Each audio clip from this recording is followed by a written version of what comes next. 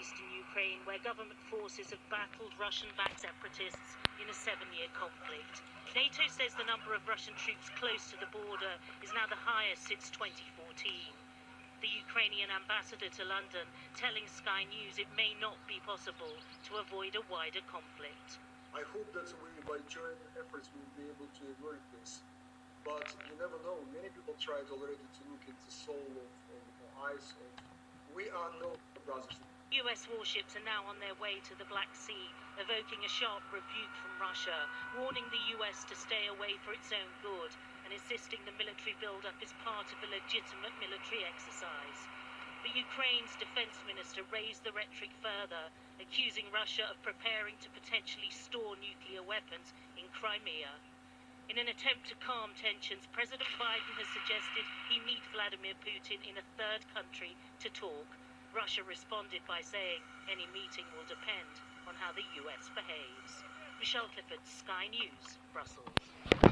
So, basically, Russia wants to invade Ukraine. They've built up troops on the border several times. They did this a couple of years ago, and I think it was Britain and America again stepped in and managed to get them to stop and, pull their troops away and whatnot. Russia are basically going to invade the Ukraine. Britain are partnered with the Ukraine, and they've been doing military tactical exercises together, and they've just announced another one for later on. Is it June? In June 2021, which obviously I don't know if now is going to be going ahead.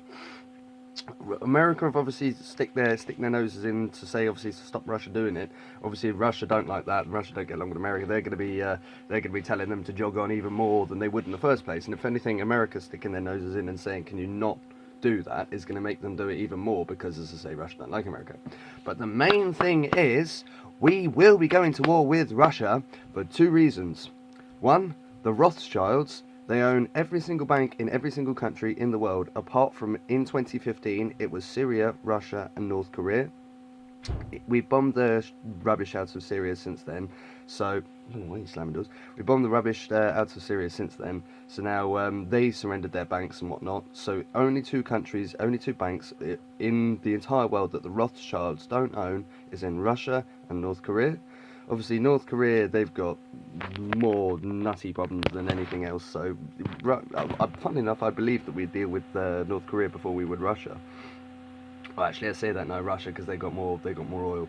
Second thing is the oil, as I just say. So, Rothschilds wants Russia's banks, and then obviously the West are, demanding oil, using oil, and so is China, using oil at a greater rate than they can make it or dig it up. Russia uses less, like 6 billion barrels of oil a day. They make like 13 billion barrels of oil a day, and then they have a reserve of like 80 billion barrels of oil. So, to be honest, this might actually happen, The Rothschilds and the oil, this stuff might actually happen,